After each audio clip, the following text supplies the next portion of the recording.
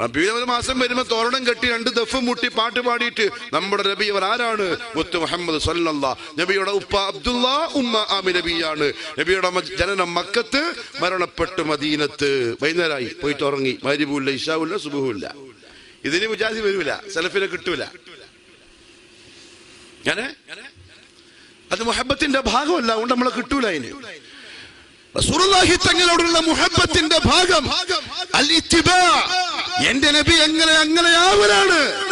അല്ലാഹുവിന്റെ റസൂല് പറഞ്ഞ പോലെ, അല്ലാഹുവിന്റെ റസൂല് കാണിച്ച പോലെ, റസൂലുള്ളാഹി തങ്ങളുടെ ഇഷ്ടപ്രകാരം പോലെ ഞാൻ എന്റെ ജീവിതം മുഴുവൻ, ഞാനും എന്റെ ഭാര്യയും എന്റെ മക്കളും എന്റെ കുടുംബവും അടുക്കളയും മുഹമ്മദുർ റസൂലുള്ളാഹിയെ പോലെ സല്ലല്ലാഹു അലൈഹി വസല്ലം. അതാണ് മുഹബ്ബ.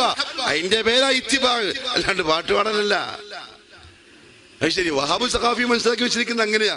മുഹബ്ബത്ത് എന്ന് പറഞ്ഞാൽ നബിദിനം വരുമ്പോൾ 10 ചെമ്പിൽ ബിരിയാണി വെക്കണം, ഇതേപോലെ നല്ല കളർഫുൾ ആയിട്ടുള്ള പന്തൽ കെട്ടണം, പിന്നെ പിള്ളേരെ പാട്ടും പരിപാടിയിലുണ്ടാകണം, വൈകുന്നേരം ജഗ്ഗും ഗ്ലാസും സമ്മാനം കൊടുക്കണം.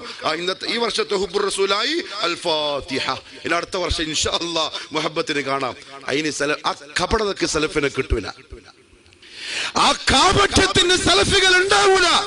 അത് നമ്മുടെ മുൻഗാമികൾ നമ്മളെ പഠിപ്പിച്ചിട്ടില്ല. സലഫ് സാലിഹ് പഠിപ്പിച്ചിട്ടില്ല. സ്വഹാബത്ത് പഠിപ്പിച്ചില്ല.